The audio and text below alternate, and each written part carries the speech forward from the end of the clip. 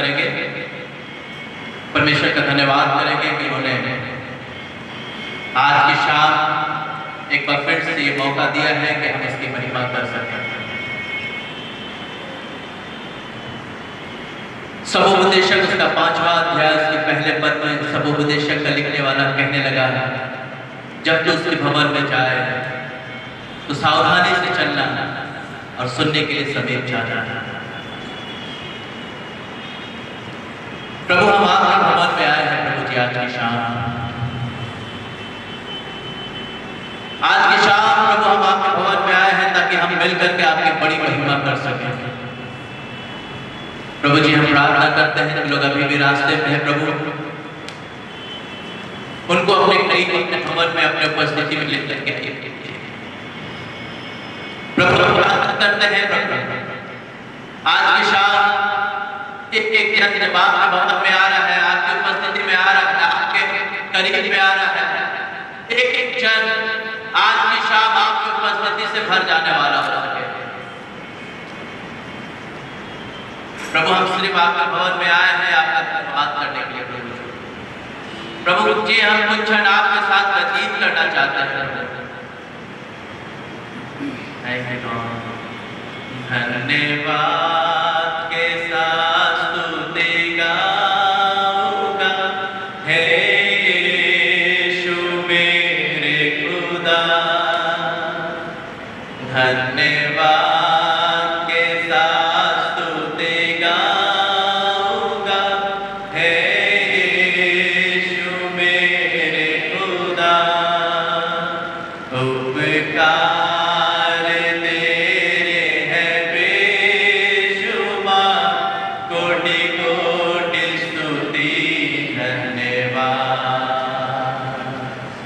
योग्यता से बढ़ के दिया है अपनी दया से तूने मुझे।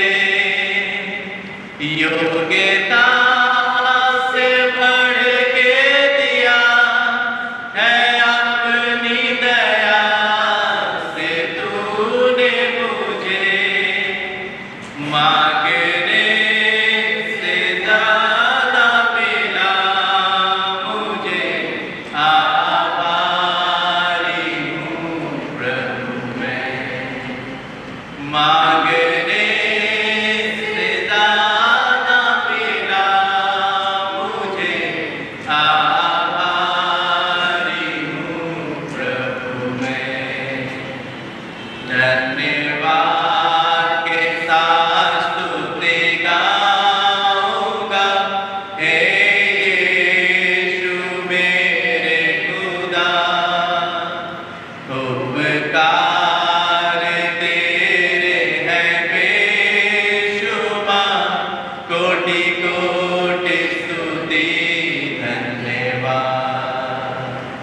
तू है सच्चा जिंदा खुदा, तुझ पर ही भरोसा मेरा।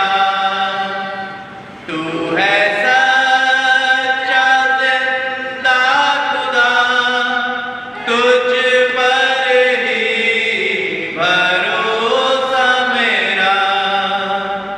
सेवा पूरी कर प्रभु ऐसा दो वरदान। सेवा पूरी करके पाऊं बिना, प्रभु ऐसा दो वरदान। धन्यवाद के साथ स्तुति गाऊंगा, हे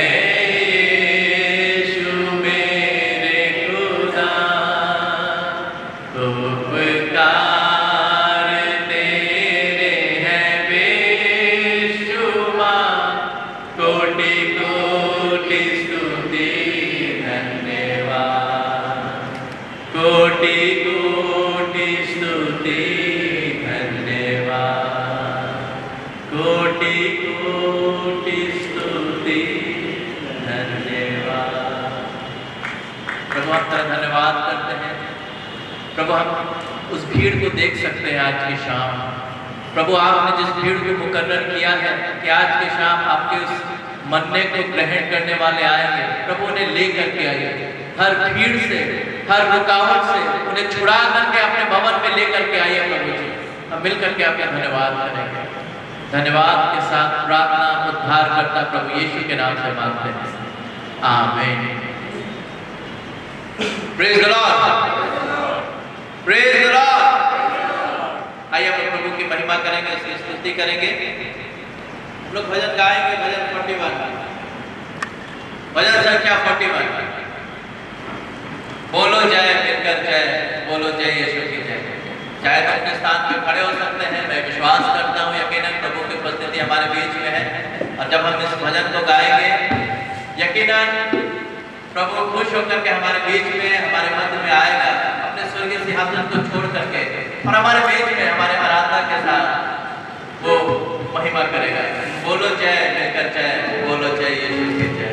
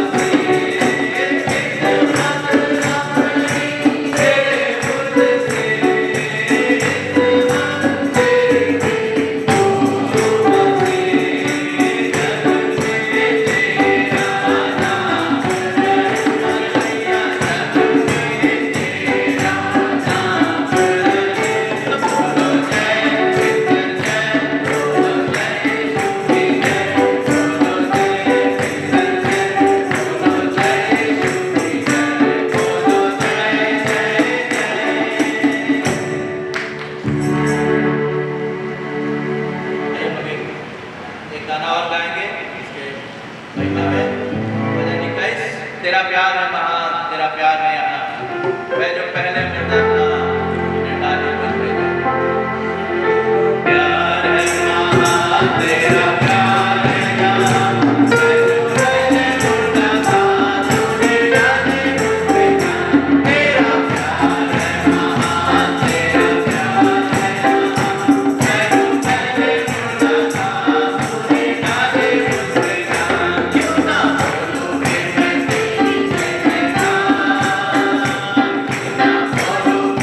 तेरी जय जयकार, क्यों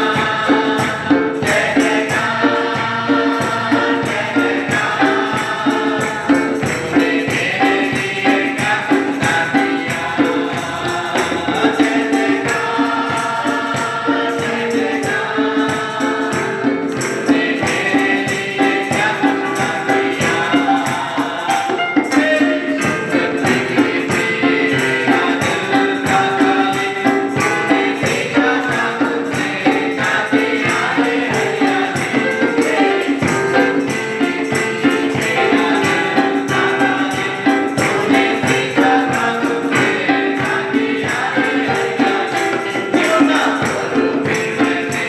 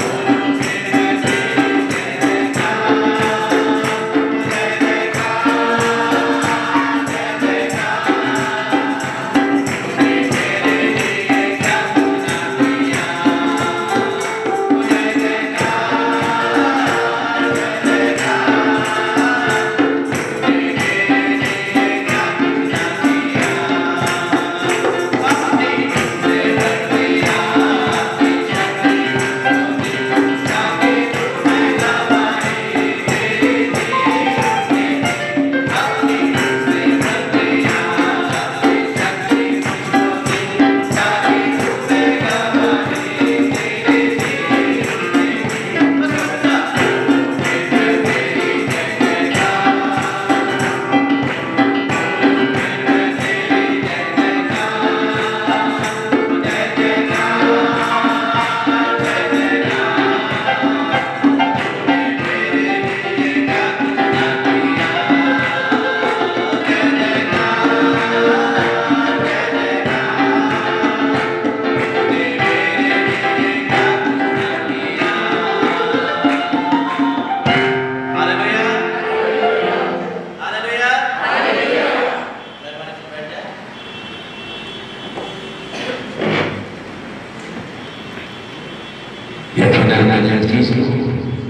उस महान परमेश्वर ने हमारे में क्या कुछ किया। अब कुछ बाकी नहीं है, सब कुछ करना। हम लोग प्रेशर भी आए हैं प्रभु का भोग सकता। खुदा का वचन प्रभु ने कहा इससे बड़ा प्रेम किसी का नहीं कि कोई अपने मित्र के लिए अपना, इससे ज्यादा तो इंसान और क्या भोग सकता है कि वो व्यक्ति भोगना। इससे ज्यादा प्रेशर और क्या होगा। और somebody will give his life for them। तो ये सप्ताह केवल एक मामूली सप्ताह नहीं है कि हर वर्ष परमेश्वर हमें मौके देता है और हम भी आते हैं एक रीति रिवाज की तरह एक और सप्ताह प्रभु में बिताए, उसकी क्रूस पे चढ़ देखे, उसके जीवन को देखें, इस तरह बनाए, इस तरह मेला करें और फिर पते खत्म हो जाए। नहीं, बल्कि ये पैशन जो प्रभु ने दिया है मिलने वाला है, कभी खत्म नहीं होगा। प्रभु ने हमें मौका दिया, धन्यवाद देते हैं। और विशेष प्रभु को धन्यवाद देते हैं भाई अभिषेक मुराद के लिए, भाई अमर मुराद के लिए, दोनों भाइयों के लिए जो यकीनन अपने पिता की तरह भाई डेविड मुराद की तरह जो आज प्रभु के पास है, वो भी बड़े पैशन के साथ प्रभु की सेवा करते हैं। और ये दोनों भाई भी उसी पैशन के साथ खुदा की सेवा संभाले हैं। और ये हमारा ऊपर परमेश्वर का अनुग्रह है। इस सप्ताह एक भाइयों के द्वारा खुदा के वचन को सुनेंगे। स्वागत प्रार्थना के साथ अब आगे का समय थैंक यू, धन्यवाद ईश्वर, धन्यवाद प्यारे परमेश्वर। विशेष आपको धन्यवाद देते हैं। आपके अनुग्रह के द्वारा प्रभु की पैशन भी एक बार देखे हैं। आपके भवन में आपकी आराधना फिर हम करते हैं। प्यारे मालिक, जो दुख आपने भोगे हैं उसके आगे तो हम कुछ भी नहीं सह सकते या भोग सकते, लेकिन फिर भी प्रभु हम उन दुखों को स्मरण करते हैं, हम उस पैशन को अपने जीवन में लेते हैं और हमें नहीं कि हम मृत्यु तक विश्वास योग्य रहे, ताकि जीवन का फल पाया जाए। जितने लोग आज की शाम आ गए हैं प्रभु इस पैशन वीक की, इस पहली आराधना में, प्रभु लोगों को अपनी सामर्थ से, अपनी आशीष से भर दे प्यारा। जो रास्ते में है उन्हें सुरक्षित पाया कि हम सब मिलकर आपकी महिमा करें। आगे का पूरा समय प्रभु जब भी हमारे भाई लोग आएंगे हमारे बीच में, हम आपकी पवित्र सामर्थ्य हाथ में सौंपते हैं। अब हम पवित्र से वर्षे के मुताबिक आप अपना इस्तेमाल करें। सारी आदर महिमा आपको देंगे ईश्वर के नाम से। आमीन। Hallelujah, hallelujah, hallelujah. आइए एक बार हम अपने भाई अभिषेक मुराद का स्वागत प्रभु यीशु मसीह के नाम में ताली बजाते हैं। इन लोगों को ये ताली बजाते हैं। आज की शाम आप सभी नाज़रीन को खुदा यीशु मसीह के मधुर, मीठे, यशस्वी, जलाली, मुबारक नाम में सलाम कहता हूँ, दुआएं पेश करता हूँ और मैं उम्मीद करता हूँ ये आज की शाम हमारे लिए खुशामदीद होगी, बरकत का बाइस होगी। और मैं आप सभी की उपस्थिति के लिए खुदा परमेश्वर का भी धन्यवाद देता हूँ और त्रिएक परमेश्वर के नाम में आपका स्वागत भी करता हूँ।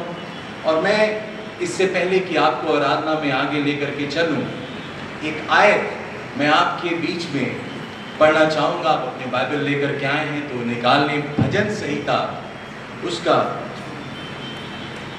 34वां अध्याय, भजन संहिता 34वां अध्याय। मैं कुछ चंद आयतें शुरुआत की आपके दरमियान पढ़ना चाहूँगा और उर्दू बाइबल से मैं पढ़ूँगा आपके लिए। बहुत खास ये आयतें हैं। भजनकार का, भजन का लिखने वाला इस प्रकार लिखता है, मेरी जान रब पर फक्र करेगी, मुसीबत ज़दा ये सुनकर खुश हो जाए। आओ मेरे साथ रब की ताज़ीम करो, यानी बड़ाई करो। आओ हम मिलकर उसका नाम सरबुलंद करें। और सबसे अच्छी बात यह है, कहने लगा, मैंने रब को तलाश किया तो उसने मेरी सुनी। जिन चीज़ों से मैं दहशत खा रहा था उन सब से उसने मुझे रिहाई दी। और हिंदी में लिखा है, उसने मुझे छुटकारे के गीतों से भर लिया। और मैं आज की शाम ये विश्वास आपको दिलाना चाहता हूँ कि ये शाम रिहाई की शाम है, ये शाम आज़ादी की शाम है उन चीज़ों से जिनसे हमें डर लगता है। और अगर आप अपनी नजरें उठा करके देखें, हम हर जगह यही देख रहे हैं कि जनमानस बहुत परेशान है, हर जगह त्राहिमाम मचा हुआ है। पर आज की शाम ये रिहाई की शाम होगी और हम परमेश्वर का धन्यवाद करते हैं कि हम अकेले नहीं आए हैं।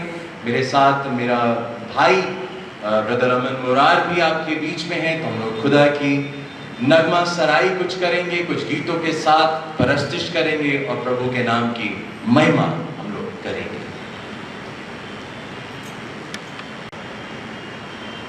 प्रभु यीशु मसीह के पाक पवित्र और मीठे नाम में आप सबको जय मसीह की। मैं एक बार फिर से अपने परमेश्वर पिता का धन्यवाद करता हूँ आज के सुंदर शाम के लिए, जो उसके वसीले हमें देखने को मिली कि हम परमेश्वर के भवन में एकत्रित होकर के फिर से अपने परमेश्वर की महिमा करने वाले हो सके। मित्रों, दाऊद भजन 122 और उसके पहली आयत में लिखता है, जब लोगों ने मुझसे कहा आओ हम परमेश्वर के भवन को चले, तब मैं क्या हुआ? आनंदित हुआ। और सचमुच ये हमारे लिए बड़े आनंद की बात है, बड़ी खुशी की बात है कि आज हम सब परमेश्वर के भवन में मौजूद हैं। परमेश्वर की परस्तिश में आगे चलेंगे कुछ गीतों के साथ, उसके नाम को हम लोग धन्य कहेंगे। कितने लोग आज की शाम खुश हैं?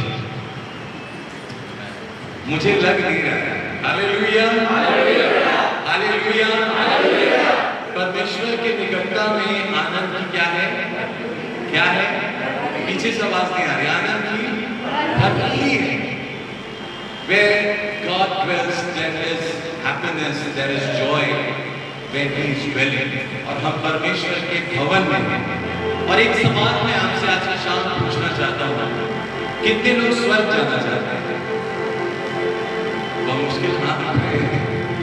देखिए, दो ही जगह हैं, दो ही स्थान है, एक तो स्वर्ग है और एक नरक। मैं तो स्वर्ग जाना चाहता हूँ, मुझे उनका नहीं पता जो हाथ नहीं उठा पा रहे हैं। मैं आपको बताऊं कि व्यक्ति का बहुत आनंद में उसकी मृत्यु हो गई, एक्सीडेंट के वसीले उसकी मृत्यु हो गई और हड़बड़ी गड़बड़ी में जैसे मृत्यु हुई वो पहुंच गया ऊपर। और ऊपर पहुंचा तो उसने देखा कि दो जगह है, एक स्वर्ग है, एक नरक है। दोनों में जो नरक है सबसे ज्यादा लाइन है और स्वर्ग में थोड़ी सी लाइन लगी। तो वो सोचा कि चलो भैया, मैंने जीवन भर बहुत पुण्य के काम किए हैं, स्वर्ग चलते हैं और हो सकता है मेरा नाम वहीं पे पहुंच गया। फरिश्ता वहां रजिस्टर लेकर के खड़ा था। फरिश्ते ने नेम लिस्ट खोला, भैया क्या नाम है? भला भला नाम है। उसने देखना प्रारंभ किया, उस पूरे फहरिस्त में, उस पूरे लिस्ट में उसका नाम नहीं था। घबरा गया, कहने लगा रे फरिश्ते भैया, मैंने बड़ी खातिरदारी की, लोगों की पहुंचाई की, प्रभु के वचन को बताया, बहुत सारे गीतों को गाया।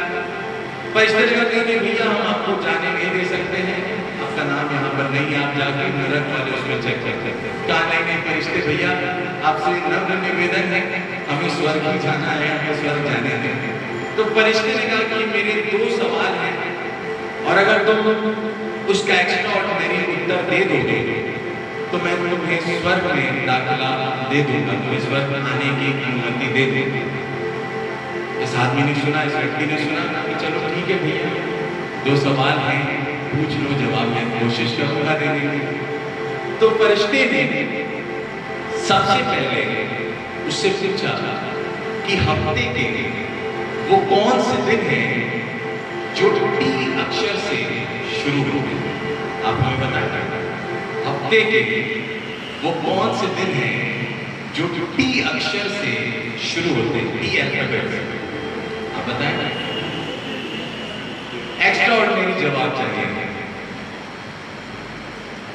जी, बताएं। ट्यूसडे और थर्सडे। हम और आप होते तो यही बोलते थे, पर नरक में चले जाते हैं। मालूम उसने क्या जवाब दिया? Today and tomorrow. Extra ordinary जवाब उसने मांगा था और उस फरिश्ते को ये जब जवाब मिला, वो फरिश्ता भी हतप्रभ रह गया, चकित रह गया, खुश हो गया। कहा पर अभी एक हर्डल और है, एक सवाल तुम्हें और मैं पूछूंगा, उसका भी तुम्हें उत्तर देना। उसने कहा साल में कितने सेकंड होते हैं? पूरे एक वर्ष में कितने सेकंड होते हैं? जोड़िए। मैथ्स आती होगी सबको मेरे ख्याल से, मुझे तो नहीं आती, मैंने मैथ्स से मेरी बड़ी दुश्मनी रही शुरू से ही। पर आपका क्या जवाब होगा? कश्मकश में पड़ गए, दुविधा में पड़ गए। मालूम उस व्यक्ति ने क्या जवाब दिया? उसने कहा साल में 12 सेकंड होते हैं। फरिश्ते ने पूछा तुम अपनी बात को कैसे साबित करोगे? प्रूव करो, हेंस प्रूव होना चाहिए। तो उसने कहा जनवरी का सेकंड, फरवरी का सेकंड, मार्च का सेकंड, दिसंबर तक कितने हो गए? हर महीने की दूसरी तारीख सेकंड, इंग्लिश में जो फर्स्ट सेकंड कहते हैं ना, 12 सेकंड। तो फरिश्ते को ये भी जवाब बहुत अच्छा लगा और उसने उसको स्वर्ग में आने की अनुमति दे दी। और एक बार फिर से मैं आपसे पूछूंगा कितने लोग स्वर्ग जाना चाहते हैं? हालेलुया। मुस्कुरा के बोलेंगे हालेलुया। जो लोग जिंदा हैं बोले हालेलुया। जिनके पास सांस है बोले हालेलुया। हालेलुया। कुछ कोरसेस को आपके दरमियान में सिखाना चाहूंगा। मैं जब बीते कुछ वर्षों पहले आपके बीच में आया था, मैं अपने वालिद साहब के साथ आया था और उनके साथ आपको बहुत सारे कोरस उन्होंने सिखाए थे और उन कोरसेस की पुनरावृत्ति करेंगे। कोरस को फिर से आपके दरमियान में गाऊंगा, जिससे मैं ये कोशिश करूंगा कि आपको फिर से याद हो जाए और ये आपके लिए बरकत का प्राइस। ये गीत बहुत प्यारा गीत है, मेरे पिताजी ने ही लिखा है। मेरा यीशु मसीह जब इस दुनिया में था उसने अच्छे अच्छे काम किए। कभी मुर्दों को जिलाया, कभी भीड़ को खिलाया और रोगी के चंगा किए।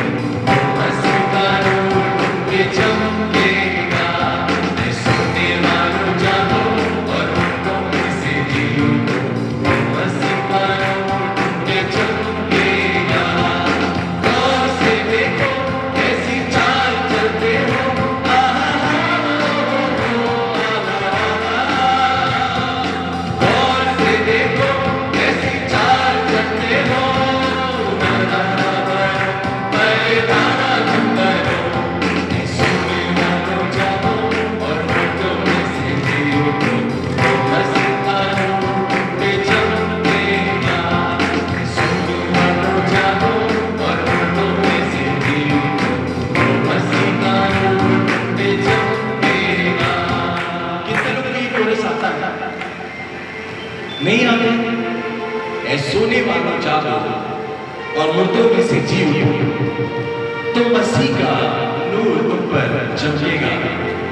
हमारी मुलाकात कई बार मुर्दों से भी हो जाती है।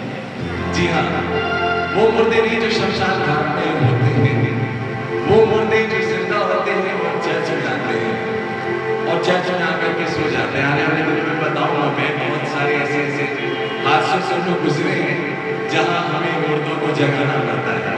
खैर आप लोग सब जगह में जो लोग सो रहे हैं बोले हालेलुया, प्रभु का धन्यवाद करेंगे। और मैं निवेदन करूंगा आपसे कि बस 2 मिनट के लिए अपने स्थान पर खड़े हुए, मैं ज्यादा देर खड़ा नहीं करता हूँ, बिल्कुल मत डरिएगा। बस 2 मिनट में कि आप लोग का भी थोड़ा एक्सरसाइज हो जाए और मिलकर के इस गीत को हम लोग गाएंगे, सोने वाले जागो और मुर्दों में से जी उठो।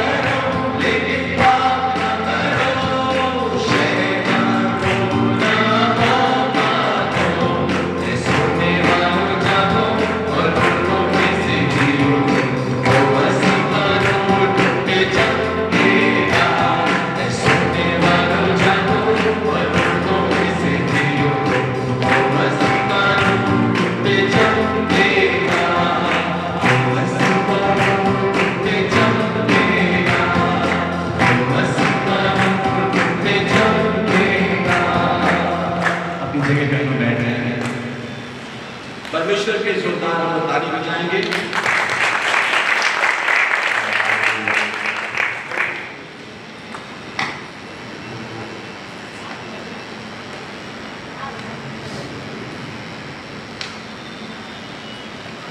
हेलो हेलो हेलो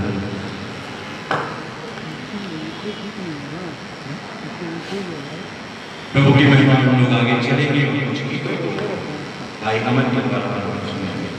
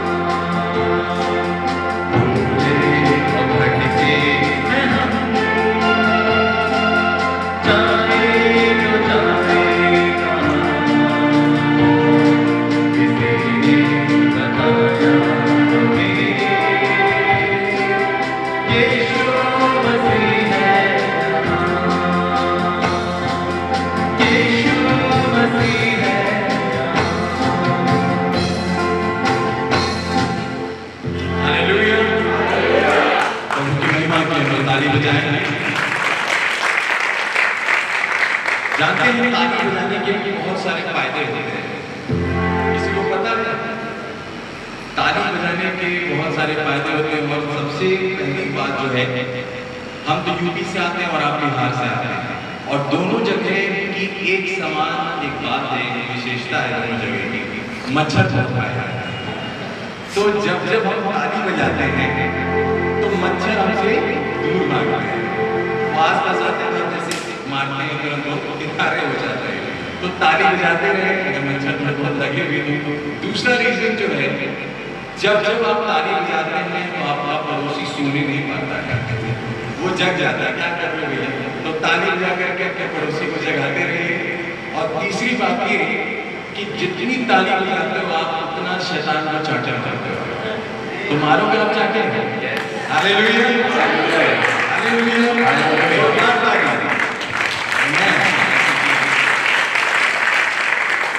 एक गीत और मेंशन करेंगे।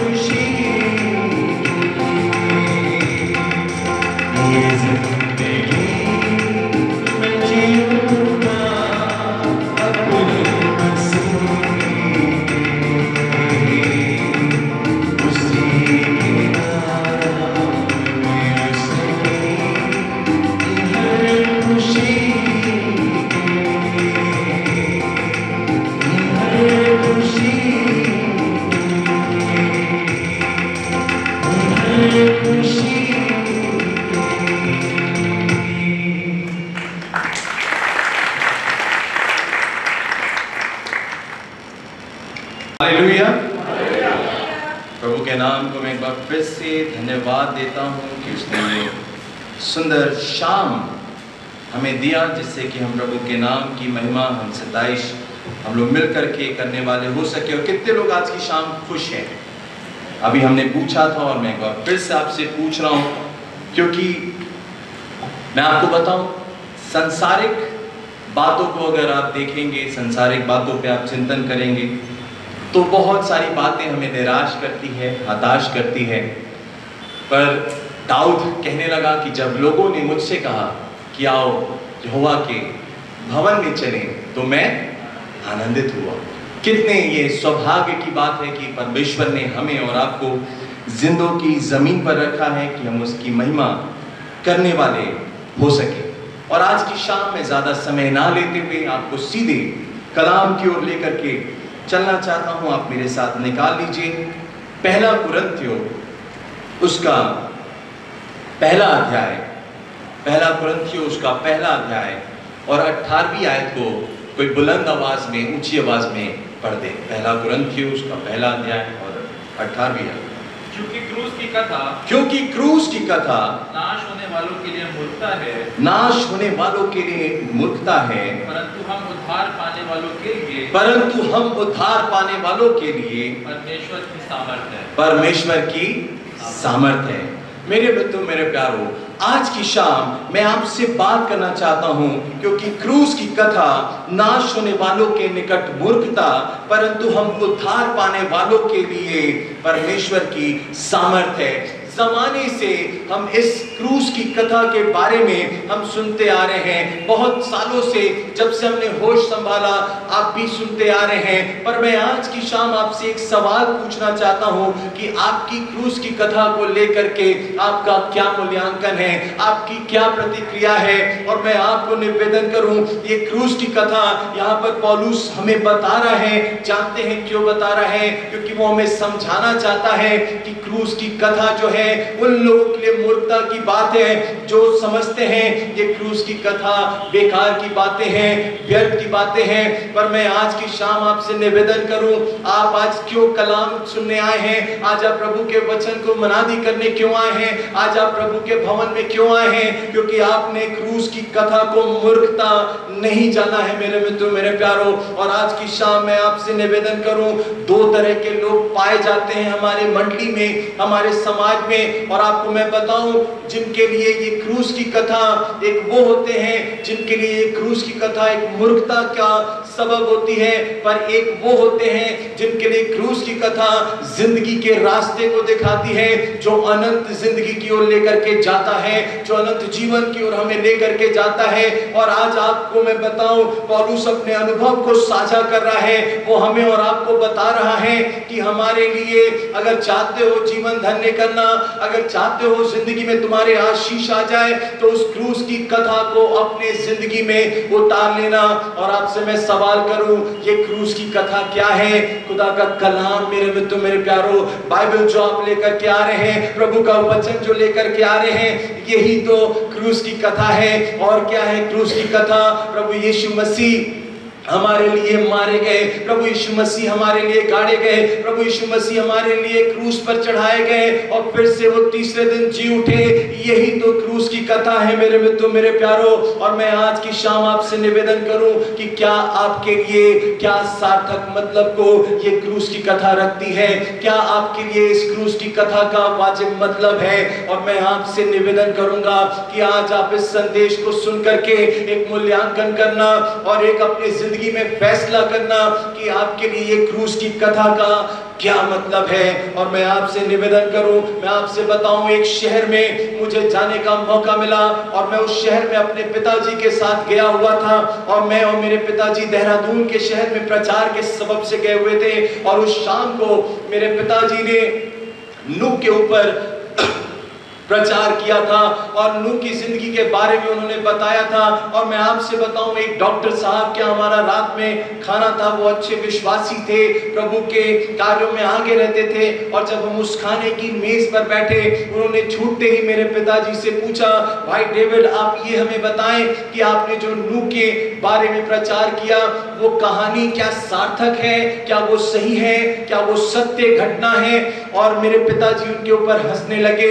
मेरे पिताजी ने कहा कि मैं तो डॉक्टर साहब, आपके सवाल से ही मैं आश्चर्यचकित हूं कि आप इतने अच्छे विश्वासी हैं और आपको लग रहा है ये कपोल कल्पना है, ये ऐसी बात है जिसके बारे में ऐसी छाप दिया गया है, ये नैतिक शिक्षा के लिए हमें दे दी गई है। और मेरे पिताजी ने कहा कि डॉक्टर साहब, आपकी इस बात से, आपके इस सवाल से मुझे भी एक घटना का जिक्र याद आ रहा है। और मेरे पिताजी ने उन्हें बताया कि एक बार एक स्कूल का मूल्यांकन हो रहा था और इंस्पेक्टर साहब इंस्पेक्शन कर रहे थे। उस इंस्पेक्शन में इंस्पेक्टर साहब एक के बाद एक दूसरी क्लासेस में जाते थे, एक क्लास से दूसरी क्लास को जाते थे और बच्चों से तमाम सवालात किया करते थे। और एक क्लास में वो गए, वहां उन्होंने बच्चों से पूछा, बच्चों क्या पढ़ रहे हो? बच्चों ने बताया, हम इतिहास पढ़ रहे हैं, हम हिस्ट्री पढ़ रहे हैं। इंस्पेक्टर साहब बड़े खुश हुए, प्रभावित हुए। उन्होंने कहा कि बड़े होशियार बच्चे हो जो कि तुम लोग इतिहास में रुचि रखते हो। चलो चलो, एक सवाल है, उस सवाल का मुझे तुम हमें जवाब दो। मालूम इंस्पेक्टर साहब ने पूछा बच्चों से, ये बताओ कि पानीपत की लड़ाई कब हुई थी और किसके किसके बीच में हुई थी?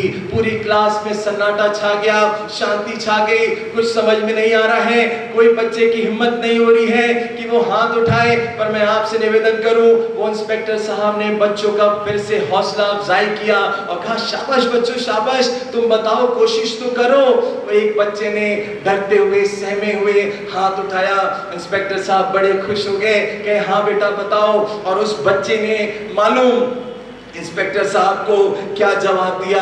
उसने कहा, इंस्पेक्टर साहब, पानीपत की लड़ाई हुई भी थी कि नहीं हुई थी, ये तो ना आप जानते हैं ना तो हम जानते हैं, क्योंकि ना आप उस जमाने में थे ना हम उस जमाने में थे। पर कल जो हमारे शाम घर के मोहल्ले में लड़ाई हुई है, उसके बारे में पूछिए, मैं आपको सब विस्तार से बताऊंगा और किसके किसके बारे में हुई है ये भी आपको बताऊंगा। मेरे मित्रों, मेरे प्यारों, आज उन डॉक्टर साहब की वही तो बात है कि कई लोगों के लिए ये क्रूस की बात जो है, क्रूस की कथा जो है, मूर्खता का बाइस बनी हुई है, मूर्खता का सबब बनी हुई है। अरे ये कलाम क्या हो रहा है? क्यों प्रचार कराना है? क्यों 40 दिन की सेवा हो रही है? क्यों 40 दिन की प्रार्थना हो रही है? क्यों दुख भोग सप्ताह मनाया जाना है? क्यों बाहर से किसी प्रचारक को बुलाना है? क्यों इतनी दुआएं उपाय करने हैं, क्यों शाम को जाकर के 6 बजे से बैठ जाना है? मित्रों, अगर आप इस क्रूस की कथा को मूर्खता जानोगे, आपका जीवन हलाकत में चला जाएगा, आपका जीवन, आपकी जिंदगी समाप्त हो जाएगी। और मैं आपको बताना चाहता हूं, इसलिए पौलुस कह रहा है, परंतु हम उद्धार पाने वालों के लिए परमेश्वर की सामर्थ्य है। क्या ये क्रूस की कथा मेरे मित्रों, मेरे प्यारों, जो कलाम हम लेकर के आ रहे हैं, क्यों हम आ रहे हैं, इतने लोग क्यों यहाँ पर जमा हैं और ये कुर्सियां क्यों खाली हैं? वो कुछ लोग हैं जिन्होंने इस क्रूस की कथा को महत्वता दिया, जिन्होंने इस क्रूस की कथा को, परमेश्वर की सामर्थ को जाना है। और जिस दिन परमेश्वर की सामर्थ को अपनी जिंदगी में जान लोगे, आकलन कर लोगे, आपकी जिंदगी धन्य हो जाएगी मेरे मित्रों, मेरे प्यारों। और मैं आज की शाम आपको बताना चाहता हूं, एक प्रेरित से आपको मिलाना चाहता हूं, जिसका जिक्र हम पाते हैं प्रेरितों के काम। मेरे साथ निकाल लीजिए प्रेरितों के काम, उसका 6वां अध्याय और पहली आयत से। यहां कोई जोर से पढ़ते, प्रेरितों के काम उसका 6वां अध्याय और पहली आयत से। उन दिनों में जब चेलों की संख्या बहुत बढ़ने लगी जी, तब यूनानी भाषा बोलने वाले जी, इब्रानी भाषा बोलने वाले जी, पर कुड़कुड़ाने लगे जी, कि प्रतिदिन की सेवकाई में हमारी विधवाओं की सुधि नहीं ली जाती जी। तब उन बारों ने चेलों को मंडली को अपने पास बुलाकर कहा, यह ठीक नहीं कि हम परमेश्वर का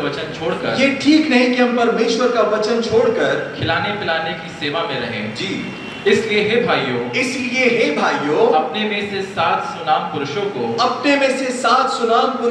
जो पवित्र आत्मा और बुद्धि से परिपूर्ण हो जी, चुन लो कि हम उन्हें इस काम पर ठहरा दें जी। परंतु हम तो प्रार्थना में और वचन की सेवा में लगे रहेंगे जी। यह बात सारी मंडली को अच्छी लगी जी, और उन्होंने स्तिफनुस नामक एक पुरुष को, जो विश्वास और पवित्र आत्मा से परिपूर्ण था, उसे चुन लिया। मेरे मित्रों, मेरे प्यारों, आज की शाम में स्तिफनुस की जिंदगी के बारे में आपसे बात करना चाहता हूं। इसका जिक्र आप घर जाकर के पूरा पढ़ लीजिएगा, इस चैप्टर के अंदर आपको मिल जाएगा।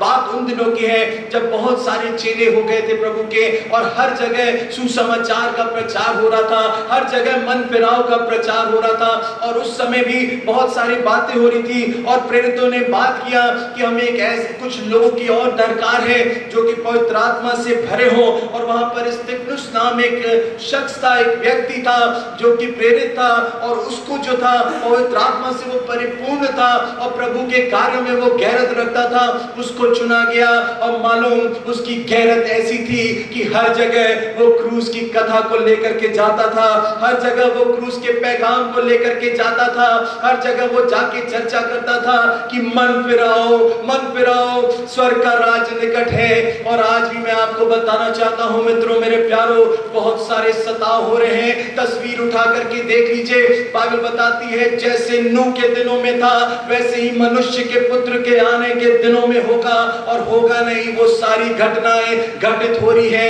एक तस्वीर वही है, हर मंजर वही हमें बता रही है कि हमारे प्रभु का आना बहुत करीब है। और स्तिफनुस भी प्रचार कर रहा है कि मन फिरा लो मित्रों, मन फिरा लो, अपने जीवन में तौबा कर लो, अपने गुनाहों से माफी मांग लो, अपने जो गलत कार्य को किया उनसे तुम माफी मांग लो। और स्तिफनुस प्रचार किया करता था और परमेश्वर की प्रभु की बातें किया करता था, और लोग जो वहां पर थे वो कटुता से भर गए, इसके प्रति घृणित व्यवहार करने लगे, और लोग इसे ढूंढने लगे।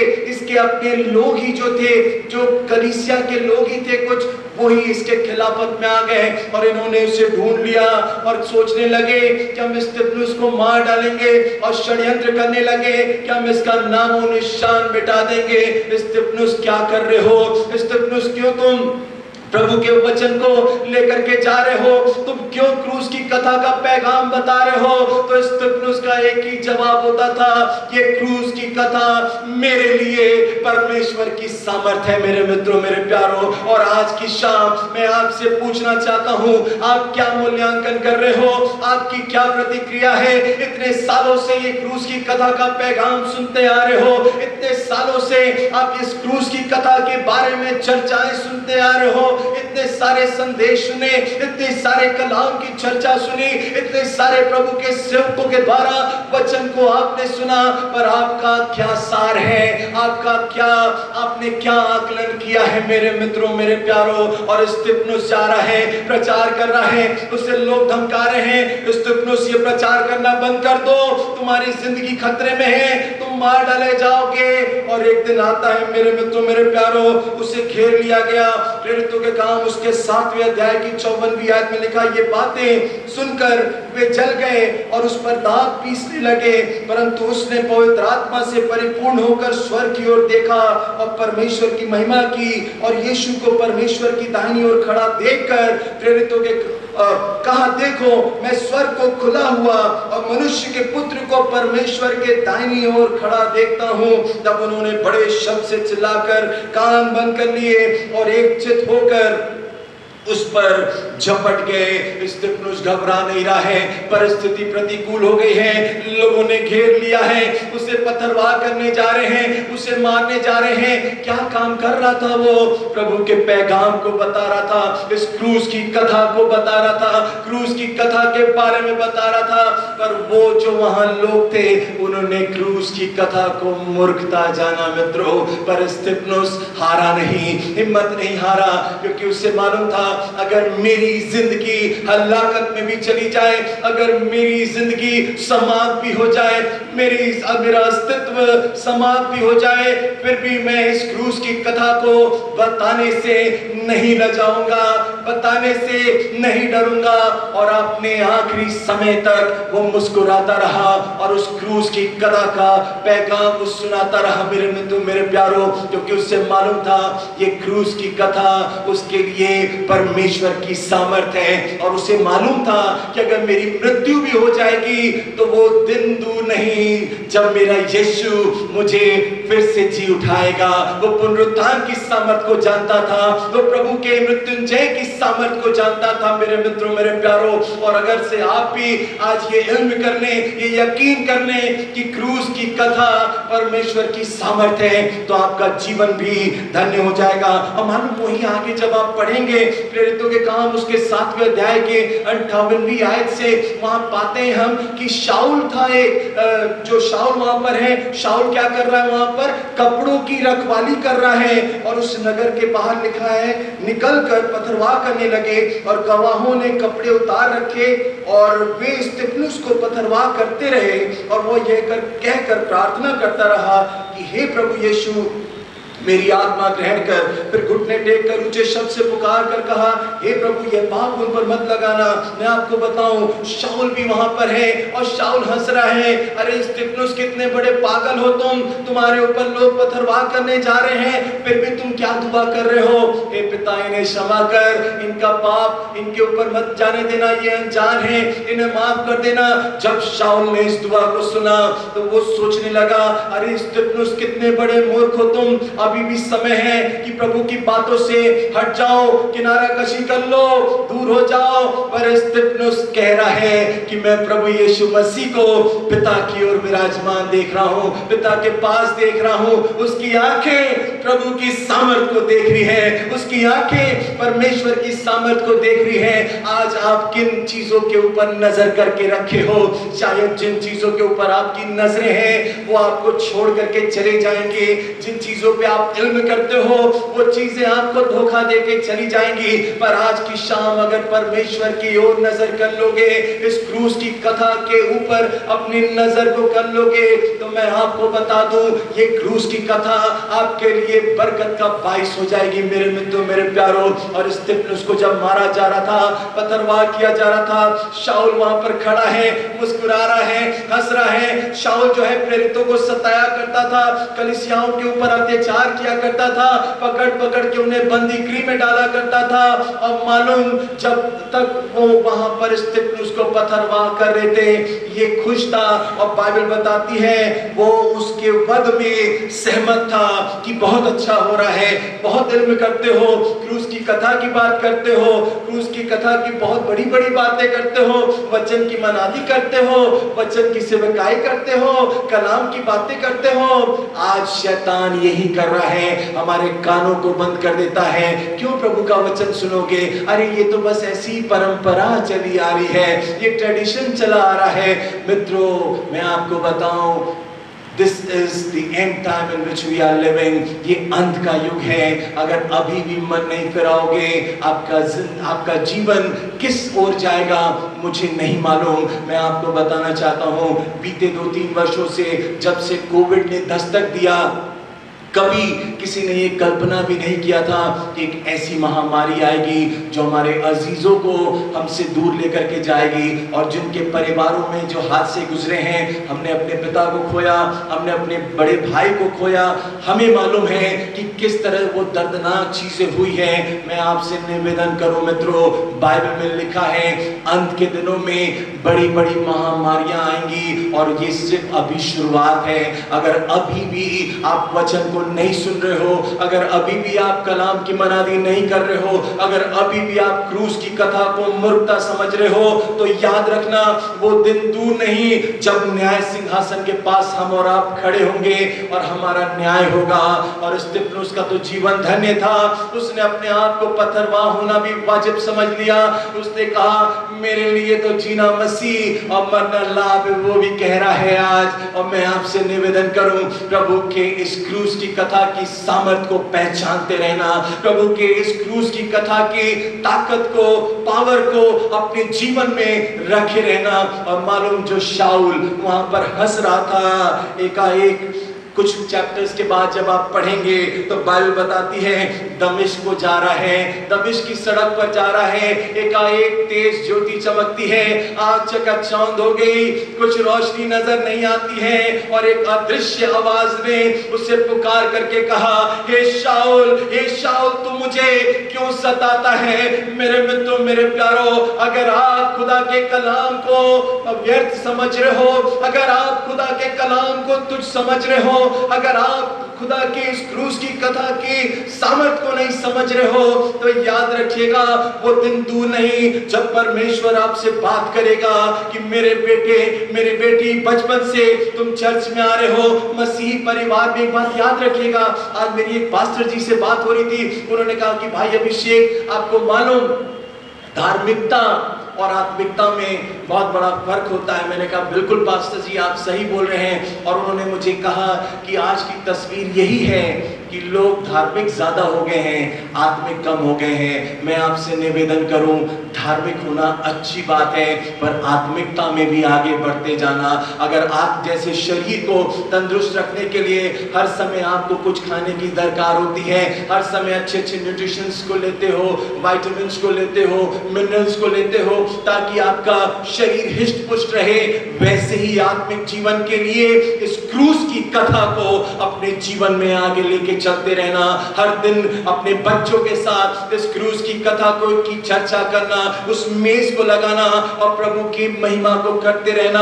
और मैं आपको बताऊं, जब दमिश्क पर वो रोशनी चमकी, उसकी आंखें चकाचौंध हो गई, वो चल नहीं पा रहा है। और बाइबल बताती है 3 दिन तक उसने ना कुछ खाया ना कुछ पिया, उसे कुछ दिखाई नहीं पड़ रहा था। उसने उपवास किया और शाऊल की जिंदगी में एक बड़ा परिवर्तन आ गया।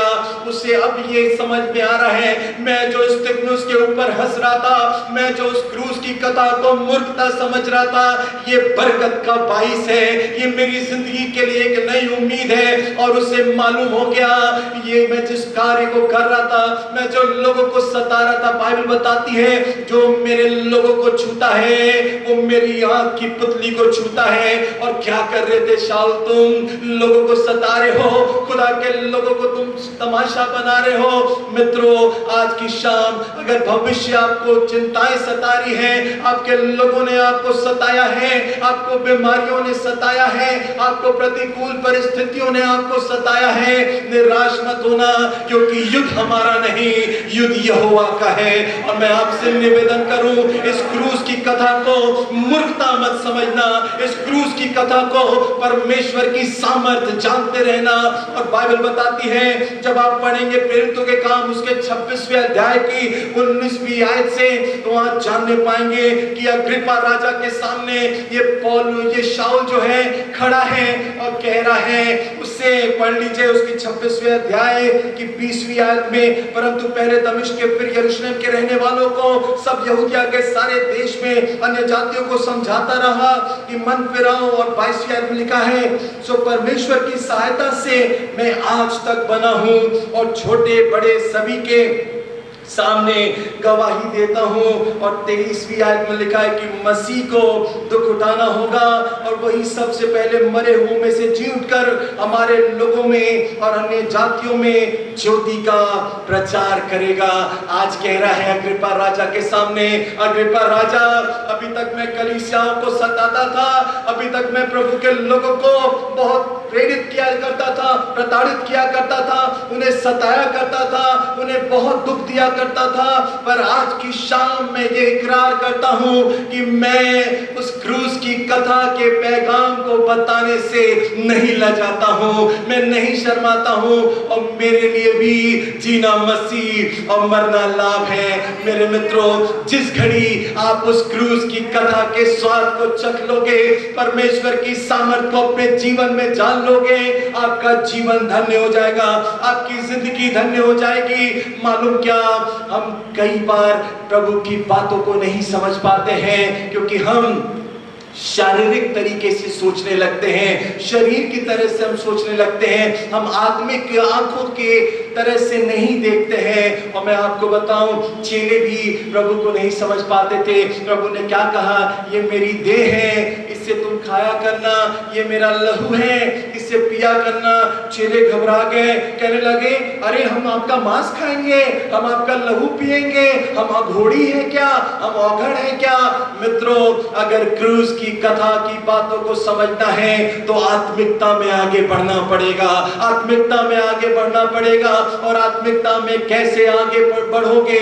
जब वचन के बारे में आप पढ़ोगे, वचन को खोल करके उसकी मनादी करोगे, उसके ऊपर अध्ययन करोगे और प्रतिदिन का तुम्हारा जीवन वचन पे केंद्रित रहेगा। हमें बहुत दुख होता है, बहुत सारे परिवारों को मैं जानता हूं, बहुत सारे लोग हमें कॉल करते हैं कि भाई अभिषेक, ऐसी ऐसी समस्या हो गई है, हमारे घर में बहुत दिक्कत आ रही है, बच्चे नहीं दुआ करते हैं, बच्चे चर्च नहीं आ रहे हैं। मामा पापा, मैं आपसे एक निवेदन करूं, मैं आपको अपने भाई का उदाहरण देना चाहता हूं। आज हमारे पिताजी हमारे बीच में नहीं है, वो हमारे लिए सब कुछ थे, पर जब हम लोग छोटे छोटे थे वो हमें टेबल पे बैठा देते थे। उस समय में बोलना तक नहीं आता था, पर इंग्लिश का बाइबल का एक चैप्टर और हिंदी की बाइबल का एक चैप्टर बैठा करके हमें पढ़ाते थे और कहते थे जब तक नहीं पढ़ोगे नाश्ता नहीं मिलेगा। हमें बहुत चिढ़ लगती थी कि पापा हमारे ऐसा क्यों कर रहे हैं, हमें क्यों अनकंफर्टेबल कर रहे हैं। पर आज इस बात की मैं गवाही हूं, जो मैं आपके सामने प्रभु के वचन को बोल पा रहा हूं, ये घर से ही शिक्षा शुरू होती है। मित्रों, अपने बच्चों को शिक्षा उसी मार्ग की देना जिस पे उन्हें चलना चाहिए। आप जीवन भर अपने बच्चों के लिए कभी नहीं रोगे। और मैं आपको बताना चाहता हूं, कल मैं घर में गया और वहां पर भी मैंने इस बात का प्रचार किया कि माँ पापा अपने घर में, और मैं आपसे निवेदन करूं, अगर आशीषों को चाहते हो तो एक काम करना, कलाम की मनादी करते रहना। इस क्रूस की कथा को उठते साथ पहला काम घुटने टेक करके, बाइबल पढ़ करके, दुआ करके कदम बाहर निकालना। मैं चैलेंज के साथ कहता हूं, आपकी जिंदगी आशीषों से भर जाएगी। ये मेरा व्यक्तिगत एक्सपीरियंस है, मैं आपको बताना चाहता हूं। वो परमेश्वर के हाथ को आप हर जगह देखेंगे, आपके कार्यों में, आपके जीवन में, आपकी रोज की दिनचर्या में किसी चीज की घटी कमी नहीं होगी। जिस दिन आप क्रूस की कथा के इस सामर्थ को जान लेंगे मेरे मित्रों, मेरे प्यारों। और मैं आपको बताऊं, आपसे निवेदन करूं, एक दिन एक शारीरिक व्यक्ति की मुलाकात एक आत्मिक व्यक्ति से हो गई। एक दिन एक शारीरिक व्यक्ति की इत्तेफाक आत्मिक व्यक्ति से हो गया। जी हाँ, मेरे साथ निकाल लीजिए पहला शमूएल उसका 17वां अध्याय और पहली आयत में आपके लिए पढ़ दूं। बात उस समय की है जब फलिश्तियों ने इस्राएलियों से युद्ध के लिए फिर से हमला कर दिया और घेराबंदी कर दी। यहाँ लिखा है अब फलिश्तियों ने युद्ध के लिए अपनी सेनाओं को इकट्ठा किया और यहूदा देश के सोको में एक साथ होकर अजेका के बीच में पेस दमीम में डेरे डाले और शाऊल और इस्राएली पुरुषों ने भी इकट्ठा वहां पर होकर के उनके विरुद्ध वहां पर डेरे डाले। और चौथी आयत में लिखा तब फलिश्तियों की छावनी में से एक वीर गोलियत नाम निकला जो गत नगर का था और इसके ढील की लंबाई 6 हाथ 1 बित्ता थी। वो खड़ा होकर इस्राएलियों को ललकार रहा था। ललकार के गोलियत कह रहा है, गोलियत जो दानव है, जो शारीरिक व्यक्ति है, वो ललकार रहा है कोई खेमे में इस्राएल के जो मुझसे आकर के लड़ेगा। अगर तुम मुझे हरा दोगे तो मैं तुम्हारी सेवा में रहूंगा, अगर मैंने तुम्हें हरा दिया तो तुम मेरी सेवा करोगे। अब गोलियत आकर के उन्हें वहां पर ललकार रहा है, बार बार उन्हें ललकार रहा है। और मैं आपको बताऊं, आपसे निवेदन करूं, ये लोग घबरा गए। और फिर 10वीं आयत में पढ़ लीजिए, लिखा फिर वो फलिश्ती बोला मैं आज के दिन इस्राएली पंक्तियों को ललकारता हूँ, किसी पुरुष को मेरे पास भेजो कि हम एक दूसरे से लड़ें। और शाऊल ललकार रहा है। मैं आपको बताऊं, वहां पर किसी की हिम्मत नहीं हो रही है। वहां पर गोलियत ललकार रहा है, वहां किसी की हिम्मत नहीं हो रही है कि उसका सामना करे। शाऊल जरूर गया है अपनी सेना को लेकर के, पर उस सेना में से किसी की भी हिम्मत नहीं थी कि उस गत नगर निवासी गोलियत का, उस दानव का सामना कर सके। पर मैं आपको बताऊं, एक आत्मिक आदमी की एंट्री होती है जिससे मालूम है कि क्रूस की कथा का क्या मतलब है। मैं बात कर रहा हूं दाऊद की, मेरे मित्रों, मेरे प्यारों। और पहला सामुएल उसका 17वां अध्याय 12वीं आयत में पढ़ लीजिए। दाऊद तो यहूदा के बैतलहम के एफ्राती पुरुष का पुत्र था, यिशै का पुत्र था और उसके 8 पुत्र थे।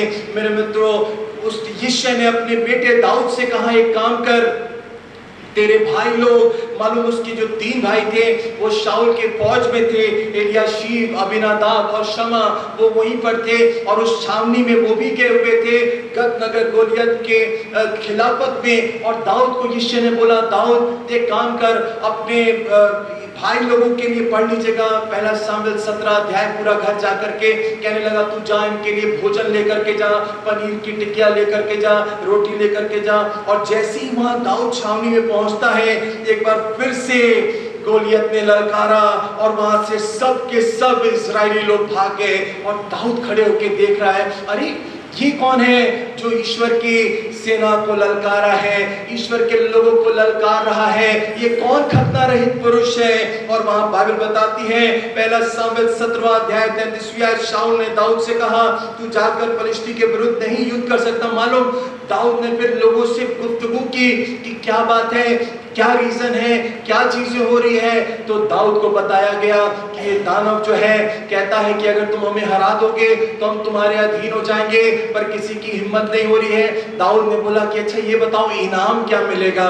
पढ़ लीजिएगा, बहुत मजेदार कहानी है। दाऊद ने बोला इनाम क्या मिलेगा। तो दाऊद को बताया गया कि राजा साहब की बेटी है, उससे विवाह करा दिया जाएगा, बहुत पैसा मिलेगा, धन मिलेगा।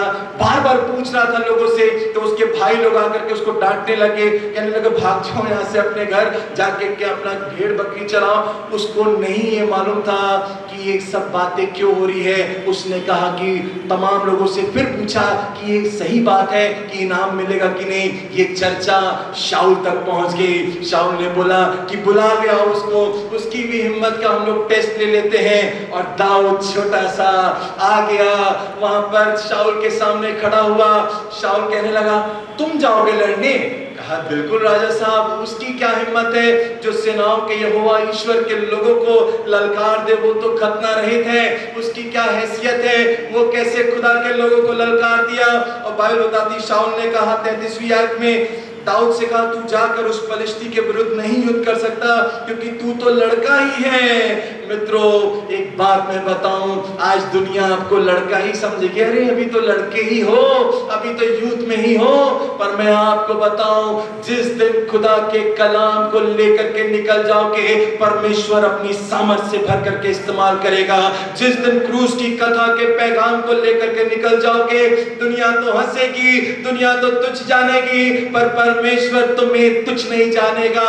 और बाइबल बताती है, खुदा ने कहा, He is the man after my own heart, वो ऐसा है जो मेरे मन के मुताबिक है। शाऊल तुम नहीं समझ सकते हो, शाऊल तुम्हारी नजरें नहीं है, क्योंकि तुम शरीर की दृष्टि से देख रहे हो, तुम फिजिकल एक्सपीरियंस को देख रहे हो। पर मैं तुम्हें बताना चाहता हूं उसने क्या कहा, मैं आपको बताऊं। 35वीं आयत में कहने लगा, दाऊद ने शाऊल से कहा, तेरा दास अपने पिता की भेड़ बकरियां चराता था, और जब कोई सिंह वो भालू झुंड में से मेमना उठा ले जाता था, तब मैं उसका पीछा करके उसे मारता था। और 36वीं आयत में लिखा, तेरे दास ने सिंह और भालू दोनों को मार डाला, और वो खतना रहित पलिश्ती उनके समान हो जाएगा, क्योंकि उसने जीवित परमेश्वर की सेना को ललकारा है। फिर दाऊद ने कहा, यहोवा जिसने मुझे सिंह और भालू दोनों के पंजों से बचाया है, वो मुझे उस पलिश्ती के हाथ से भी बचाएगा। शाऊल ने दाऊद से कहा, जा, यहोवा तेरे साथ है। मित्रों, दाऊद कह रहा है, मैं जाऊंगा। अरे शाऊल, तू क्या बात कर रहा है? मैं आपको बताऊं, मैं एक बार जा रहा था और मेरा जो भेड़ का बच्चा था उसे सिंह ने पकड़ लिया, भालू ने पकड़ लिया, मैं दौड़ा करके उसे छुड़ा करके ले आया। शाऊल ताजुब कर, अच्छा इतनी बड़ी बड़ी हैकड़ी हाँक रहा है, अच्छा तुम्हारी जो इच्छा है, तुम्हारी जो बात है, उसे तुम पूरा कर लो। और मालूम पढ़ लीजिएगा, शाऊल की झिलम उसे पहना दी गई, बड़ी सी टोप उसे पहना दी गई, अस्त्र शस्त्र पूरे लाद दिए गए। अब दाऊद से चला ही नहीं जा रहा है, लड़खड़ा रहा है, अरे भैया ये क्या पहना दिए हो, इसको उतार दो। उसने उतार दिया और कहा, शाऊल कहने लगा, ऐसे कैसे जाओगे? कहने लगा, मुझे एक लाठी ही दे दो और एक गोफन दे दो, और मैं आपसे निवेदन करूं।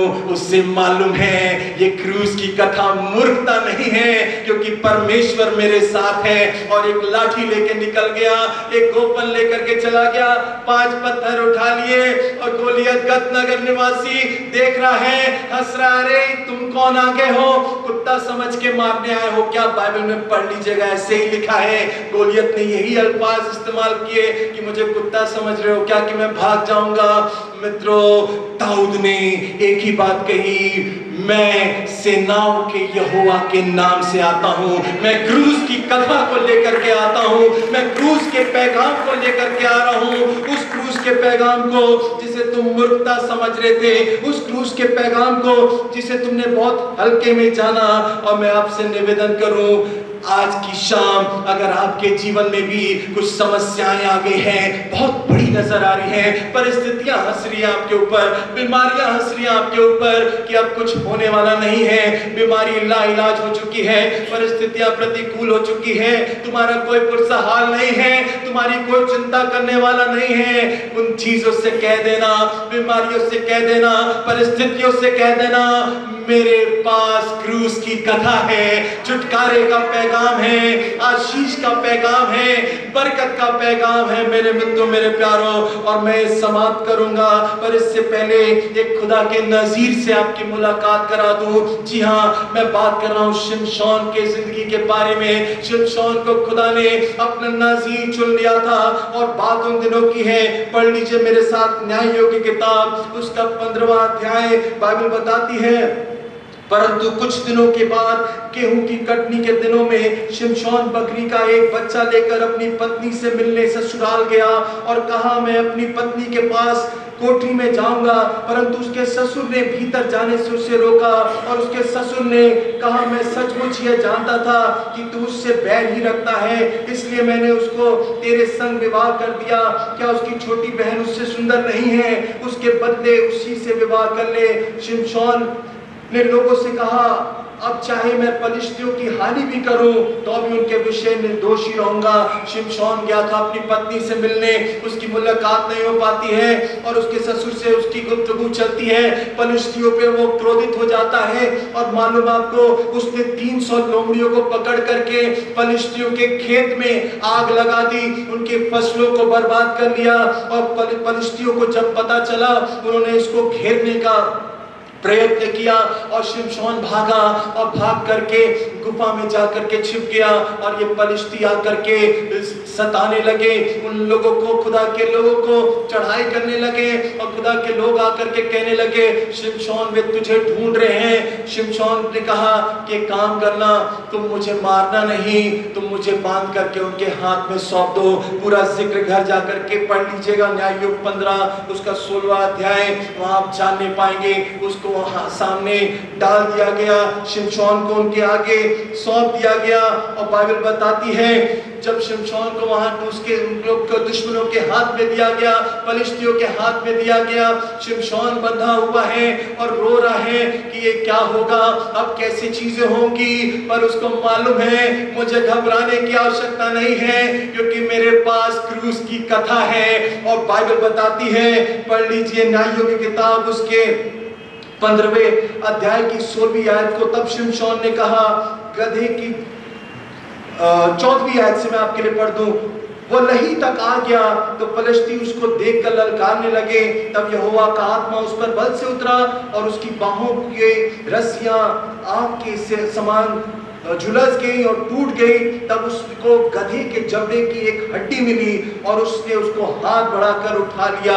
शिमशोन आज उसको हाथ बंधा हुआ है, वो तमाम लोग उससे घेरे हुए हैं, परिस्थितियां घेरी हुई है, बीमारियां घेरी हुई है और प्रभु से दुआ कर रहा है, खुदा से मांग रहा है खुदा हमें पलिश्तियों के हाथ से छुड़ा ले, हमें खतना रहित पुरुषों से बचा ले, खुदा कुछ ना कुछ इंतजाम कर दे। खुदा ने कहा शिमशोन वो देख एक गधे की हड्डी दिखाई दे रही है, गधे के जबड़े की हड्डी दिखाई दे रही है। अरे क्या बात कर रहे हैं खुदा, क्या बात कर रहे हैं परमेश्वर, कोई अच्छी बंदूक दीजिए, कोई राइफल दीजिए जिससे मैं इन्हें अभी नाश कर दूं, कोई ऐसा बम दीजिए जिससे मैं इन्हें नेस्त नाबूद कर दूं। खुदा ने कहा शिमशोन उठा ले उस हड्डी को, वो क्रूस की कथा है, वो छुटकारे का पैगाम है। और बाइबल बताती है 1000 पलिश्तियों को उसने हड्डी से मार दिया। उस हड्डी में सामर्थ नहीं थी, उस हड्डी में ताकत नहीं थी, उस हड्डी में परमेश्वर की सामर्थ आ गई थी। और आज के शाम को मैं आपसे निवेदन करूं, आपकी जिंदगी में अगर आप उन परिस्थितियों का सामना करना चाहते हो तो ये छोटी सी बाइबल, इससे छोटा मत समझना, ये तुम्हारे लिए खुदा का पैगाम है, ये क्रूस की कथा है। और मैं आपसे निवेदन करूं, मैं आपसे यही बात कहना चाहता हूं कि अपने लिए, अपनी जिंदगी के लिए, अपने परिवार के लिए इस क्रूस की कथा को मूर्खता मत जानना मित्रों, नहीं तो अंजाम बहुत बुरा होगा। अगर अभी तक आपने नहीं समझा है तो आज की शाम ये इकरार कर लेना कि हाँ प्रभु, हाँ खुदा, मैं इस बात का इल्म करता हूं कि ये क्रूस की कथा मेरे लिए छुटकारे का गीत है, ये क्रूस की कथा मेरे लिए परमेश्वर की सामर्थ है। मैं उम्मीद करता हूं कि आप इस कलाम से आशीषित हुए हैं। प्रभु आप सबको बहुतायत की आशीष दे। आइए हम लोग दुआ करेंगे। प्रभु यीशु मसीह, हम धन्यवाद देते हुए आपके चरणों की चौकी पे आते हैं। प्रभु यीशु मसीह, एक बार फिर से आपने ये तौफीक बख्शी कि हम आपके नाम की महिमा करने वाले हो सके, हम आपके कलाम की चर्चा करने वाले हो सके। और आपने इस कलाम के जरिए हमसे बातें की कि क्रूस की कथा नाश होने वालों के निकट तो मूर्खता है, परंतु उद्धार पाने वालों के लिए परमेश्वर की सामर्थ है। हमने आज आपकी सामर्थ को जाना है प्रभु। हम निर्बल जरूर होते हैं, हम निरुपाय नहीं होते, कमजोर जरूर होते हैं पर निरुत्तर नहीं होते, क्योंकि आप हमारे साथ रहते हैं। और परमेश्वर पिता धन्यवाद देते हैं तमाम प्यारे लोगों के लिए जिन्होंने क्रूस की कथा को, आपके सामर्थ को समझ के अपने समय को दिया। प्रभु हर एक को बरकतों से भरिएगा। इस सुंदर शाम के हम आपके नाम को धन्य कहते हैं पिता। जो लोग आए हैं, कोई अगर समस्या में है, पीड़ा में है, परेशानी में, दुख में, तकलीफ में, अपने लहू के वसीले यीशु मसीह उन्हें आज़ादी देना, उनको पापों से उन्हें छुटकारा देना, क्योंकि हम जानते हैं यीशु का लहू हमें सारे पापों से शुद्ध करता है। जब आपके उन दुखों को याद करते हैं पिता, जैसे आपने दुखों को सहा प्रभु यीशु मसीह, हम आज शाम को ये इकरार करते हैं कि हम भी आपके साथ उन चीज़ों को याद करें और अपना ये जीवन आपको देने वाले हो सके। हम धन्यवाद देते हैं इस सुंदर मेज के लिए जो आपने हमारे लिए लगाई, कि हम आपके वचन से बातों को सीखने वाले हो सके। सारा आदर इज्जत जलाल परमेश्वर पिता आपको देते हैं और इस दुआ को आपके बेटे प्रभु यीशु मसीह के नाम में होकर के मांग लेते हैं, आमीन। जय मसीह की, प्रेज द लॉर्ड।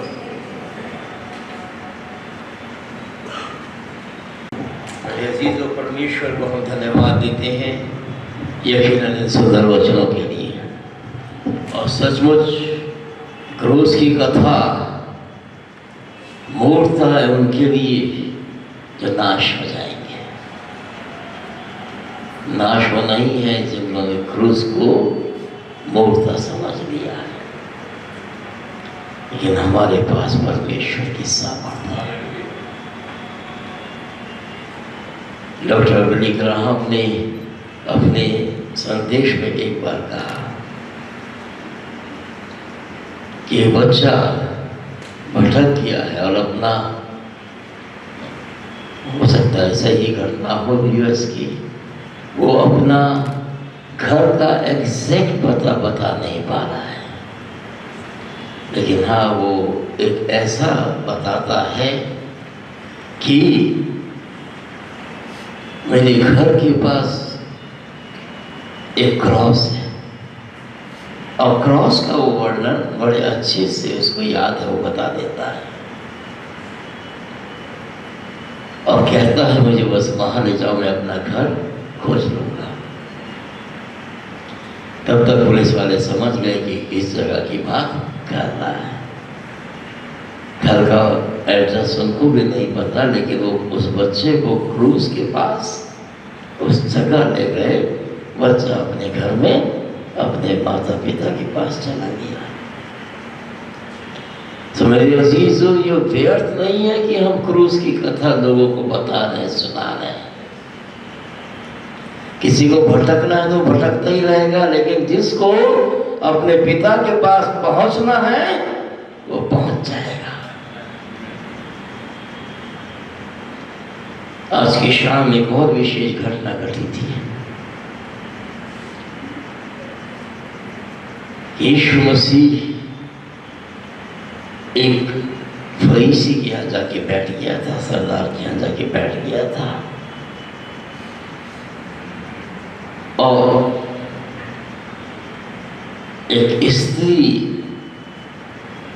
एक बहुमूल्य पात्र में एक बहुत ही कीमती इत्र लेकर के आई, और उसने तोड़ा वो बहुमूल्य पात्र और यीशु मसीह के पैरों पर उल्टेल दिया और अपने पैरों से उसको पोंछने लगी। तब यीशु मसीह का एक चेला बोला, चेला का नाम आप लोग जानते हैं, कि 300 और अधिक दिनार में ये बेचा जा सकता था। एक अच्छी बड़ी कीमत थी वो उस समय। क्यों उसको इस तरह बर्बाद किया गया? तब प्रभु ने कहा, उसने जो किया है वो तेरे लिए मूर्खता है। समझे? तेरे लिए मूर्खता है, लेकिन उसने मेरे गाड़े जाने के लिए किया है, मेरे मरने के लिए किया है। तो मेरे अजीज हो, जिसके दिमाग में जैसा बैठा है वो सोचेगा वैसा ही। इसीलिए उसने प्रभु को 30 चांदी के सिक्कों में बेच दिया। लेकिन हमारे लिए क्रूस की कथा परमेश्वर की सामर्थ्य है। जो प्रभु इस वचन के द्वारा हमें आशीष दे। बहुत ही अच्छा वचन प्रभु के दास के द्वारा प्रभु ने आज की शाम रखा है, और आने वाले और 3 दिन रोज शाम हम यहाँ मिलेंगे उसके बाद गुड फ्राइडे को सुबह 8 से 9, 12 से 3, और फिर ईस्टर सुबह 9 बजे से अभिषेक और मन हमारे बीच में लगातार प्रभु के वचन को और प्रभु के गीतों को रखेंगे। सो आप लोग अवश्य आइए और खुदा के इस वचन के द्वारा आशीष पाइए। चलिए अंतिम गीत गाएंगे। उस दौरान अपने भेद भी प्रभु को अर्पित करेंगे। 102 नंबर का निकालेंगे, गीत नंबर 102। तो मुझे रख यीशु प्यारे त्राता, पापी वहां सोते से सेत में मुक्ति पाता। Psalm 102। और हम अपने भेंट भी इसी समय प्रभु को अर्पित करेंगे। क्रूस के पास तो मुझे रख, क्रूस के पास तो मुझे रख, यीशु प्यारे त्राता, पापी वहाँ सोते से सेत में मुक्ति पाता। क्रूस की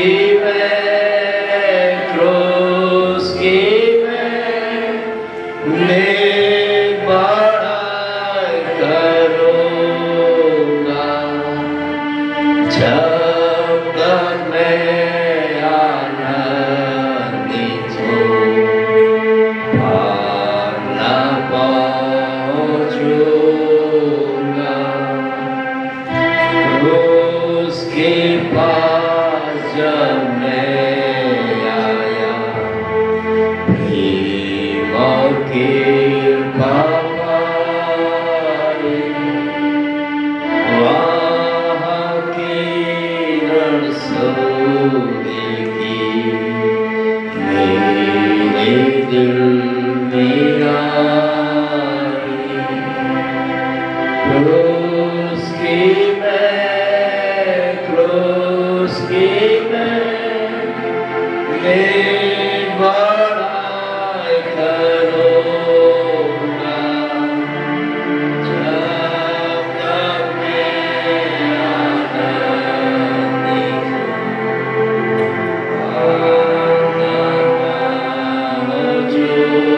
पहुँचूँगा। तेरी दया क्रूस के पास मुझे पहुँचाए।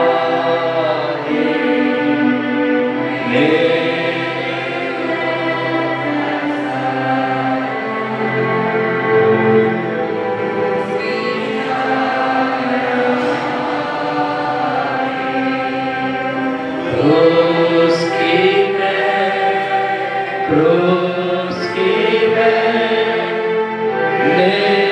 बड़ाई करूँगा, जब तक मैं आनंदित हूँ, पार न पहुँचूँगा। क्रूस के पास मैं ठहरूँगा, निहित भरोसा रखी, जब तक मैं न देखूँगा हर्ष को तेरे घर। क्रूस की मैं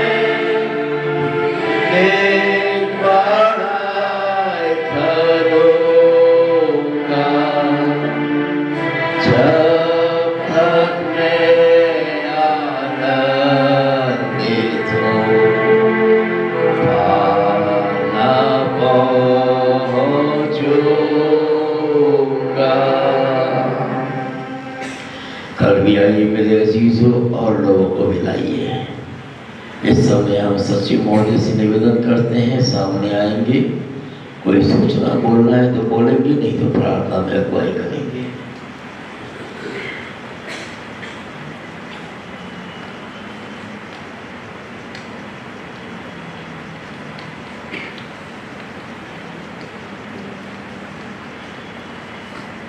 आइए हम प्रार्थना में अपने शब्द को झुकाएं। सर्वशक्तिमान पिता परमेश्वर, हमारे उद्धारकर्ता प्रभु पिता, हम आपका धन्यवाद करते हैं कि आपने हम लोगों के जीवन में ये मौका दिया पिता कि आज की शाम हम कलीसियाई रूप में इकट्ठे होकर आपके दास के द्वारा प्रभु आपके वचन की गुण बातों को हम समझ पाए। आप प्रभु, आज हम सबों के जीवन में कहीं न कहीं किसी न किसी रूप में गोलियत का सामना करना पड़ता है प्रभु। मेरे पिता, अनेक रूपों में वो आज हम लोगों के सामने है पिता। अगर हम साउल और उसकी सेना के समान डर गए प्रभु, तो फिर पिता विनाश निश्चित है। लेकिन प्रभु, हमें दाऊद के समान तेरे पर विश्वास है पिता कि तू जय देने वाला परमेश्वर है प्रभु। और आज हम सब इसी विश्वास से तेरे पास यहाँ इकट्ठे हैं प्रभु कि तेरा एक एक वचन पिता हमारे लिए दृढ़ चट्टान है प्रभु, हमारा विश्वास है प्रभु, हमारा विजय है पिता। आने वाले दिनों में प्रभु हम और भी उसमें दृढ़ और मजबूत होने पाए, तेरे वचन को मजबूती से थाम कर हम सब आगे बढ़ने पाए प्रभु। ये मौका कितने वर्षों के बाद तूने पिता इस पटना की कलीसिया को दिया है प्रभु। हम प्रार्थना करते हैं पिता कि जो लोग अभी भी प्रभु अज्ञानता में है, लापरवाही में है, बंधनों में है प्रभु, आप छुटकारा दो पिता। न जाने फिर वो समय मिल पाए कि न मिल पाए पिता। आज ये समय तूने दिया है प्रभु, हम धन्यवाद देते हैं। प्रार्थना करते हैं कि हर एक को प्रभु तू खींच ले पिता। ये अंतिम समय है प्रभु पिता, हम और भी दृढ़ता के साथ तुझे थाम लें कि आने वाला समय का मुकाबला हम प्रभु करने पाए प्रभु। सबों की सहायता करें प्रभु। आपके दास के लिए, ब्रदर अभिषेक अमन के लिए धन्यवाद देते हैं प्रभु पिता। और भी सामर्थ्य के साथ भरकर आप उन्हें इस्तेमाल करें पिता। मेरे प्रभु, अपने पास्टर साहब के लिए धन्यवाद देते हैं प्रभु। बड़ी भारी बोझ लेकर प्रभु हर एक कार्यों को देखते हैं प्रभु। अपने में स्वस्थ सुरक्षित रखना और अपने अनुग्रह और सामर्थ्य से भरना पिता। सारे आशीषों के लिए धन्यवाद देते हैं पिता। अब जब कि हम सब वापस लौटेंगे प्रभु, तो हर एक को पिता अपने में सुरक्षित, अपने स्वर्गदूतों के बारे में सुरक्षित ले जाए पिता। और ये मौका दे प्रभु कि कल हम फिर सब उसी आनंद के साथ प्रभु यहाँ इकट्ठे होकर आपकी महिमा करने पाए। सारी आदर महिमा इज्जत आपको देते हैं। छोटी सी विनती प्रभु यीशु के पवित्र नाम से मांगते हैं, दया से सुनकर ग्रहण कर लिए। आमीन आमीन और आमीन। प्रभु प्रार्थना एक साथ बोलेंगे, हे हमारे पिता।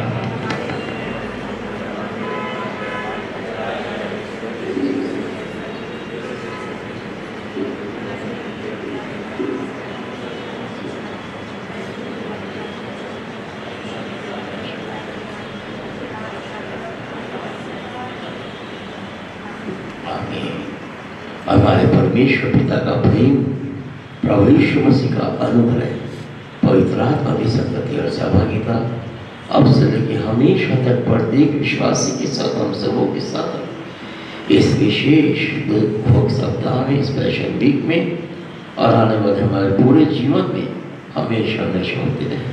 आमीन। Praise the Lord. जय मसीह की सबको।